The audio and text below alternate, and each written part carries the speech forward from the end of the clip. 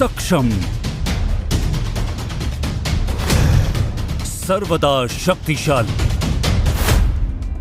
आज विश्व पटल पर महाशक्ति के रूप में उभरते भारत को एक सशक्त राष्ट्र बनाने की पहली शर्त है आत्मनिर्भरता।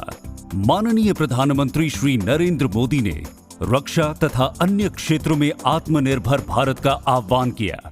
विश्व की आज की स्थिति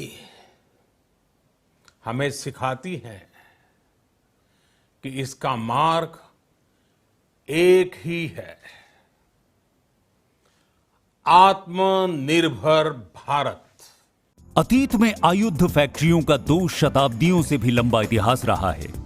हमारे जांबाज जवानों के शौर्य और पराक्रम को हमारी आयुध फैक्ट्रियों ने आवश्यक आर्म्स, एम्युनिशंस, मिलिट्री व्हीकल्स आदि की आपूर्ति से और भी निखारा है।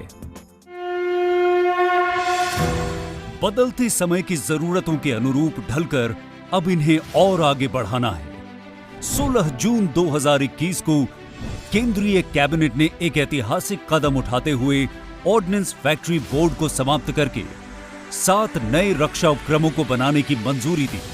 देश के विभिन्न हिस्सों में स्थित इन 7 रक्षा उपक्रमों के अंतर्गत आने वाली 41 फैक्ट्रियों में व्यापक सुधार कर इन्हें अधिक उत्पादक और प्रतियोगी बनाकर नई चुनौतियों के लिए तैयार करने का लक्ष्य रखा गया है। यह सुनिश्चित किया गया है कि ऑर्डिनेंस फैक्ट्रियों को कॉर्पोरेट्स में बदलने की प्रक्रिया में इससे जुड़े स्टेक होल्डर्स और कर्मचारियों के हित पूरी तरह सुरक्षित रहें। माननीय रक्षा मंत्री श्री राजनाथ सिंह की अध्यक्षता वाला एक अधिकार प्राप्त मंत्री समूह इस कार्य की पूरी प्रक्रिया पर पैनी नजर रखेगा। दूरदर्शी निर्णय इतिहास बदलते हैं और बेहतर भविष्य का निर्माण करते हैं।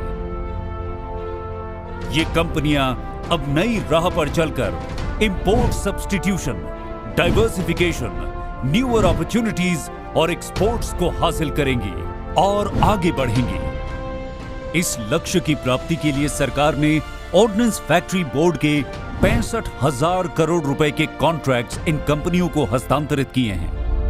आजादी के अमृत महोत्सव के अवसर पर ऑर्डिनेंस फैक्ट्रियों को दी गई आजादी देश के रक्षा उत्पादन के इतिहास का सबसे महत्वपूर्ण और प्रगतिशील निर्णय है।